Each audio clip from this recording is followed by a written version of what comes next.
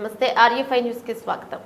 TDP శ్రేణుల ప్రజల్లో వ్యతిరేకత రావడంతోనే కొత్త డ్రామాలకు తెరలేపినట్లు స్పష్టమవుతుంది. డైవర్ట్ పాలిటిక్స్ మానుకోండి, సాక్షి కార్యాలయాలపై కూటమి నాయకులు దాడి చేయడం అమానుషమన్నారు.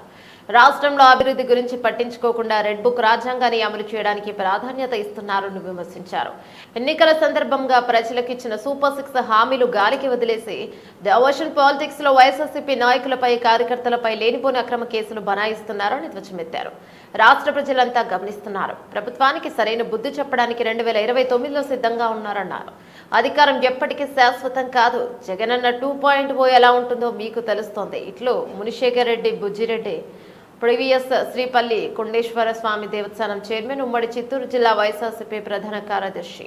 త్వరకి మీరు చెప్పిన సూపర్ 6 హామీల్ని నెరవేర్చకుండా డైవర్ట్ పాలిటిక్స్ చేస్తూ రెడ్ బుక్ రాజ్యాంగం రెడ్ బుక్ అని ఒకటి రాసి పెట్టుకొని దానిపైన ఉండే అరెస్టులు, జైల్లో వేయడము, వైసీపీ పార్టీ కార్యకర్తలు జైల్లో పెట్టడం, కేసులు పెట్టడం, వేధించడం, ఆ పనిలోనే ఉండాలి తప్ప సంక్షేమ కార్యక్రమాల గాలికి వదిలేసి ఈరోజు రైతులు చూస్తే ఎక్కడ చూసినా భయంకరమైన ఇబ్బందులకరమైన పరిస్థితుల్లో పెట్టుబడులు లేకుండా ఇబ్బంది పడారు. వాళ్ళకి రైతు భరోసా వేసే పరిస్థితి లేదు, అమ్మ ఒడి వేసే పరిస్థితి లేదు, వాళ్ళకి గ్యాస్ ఫ్రీ అని చెప్పేసి సిలిండర్ ఫ్రీ అని చెప్పి వాళ్ళపైన బండరాయి తల్లెత్తిని పెట్టారు, వాళ్ళపైన మహిళల పైన. అంతేగాని వాళ్ళకి మహిళలకి బస్సు ఫ్రీ అన్నారు, అది లేదు. ఏది మీరు చెప్పిన ఒకే ఒక హామీగా నెరవేర్చకుండా 24 గంటలు మీరు రెడ్ బుక్ రాజ్యాంగం అంటూ ఈరోజు రెడ్ బుక్ పరిపాలన జరుగుతుంది. మేము దీన్ని తీవ్రంగా ఖండిస్తున్నాము. అధికారాలు ఎప్పుడు శాశ్వతం కాదు, ఈరోజు ఉంటాయి, రేపు ఉండవు.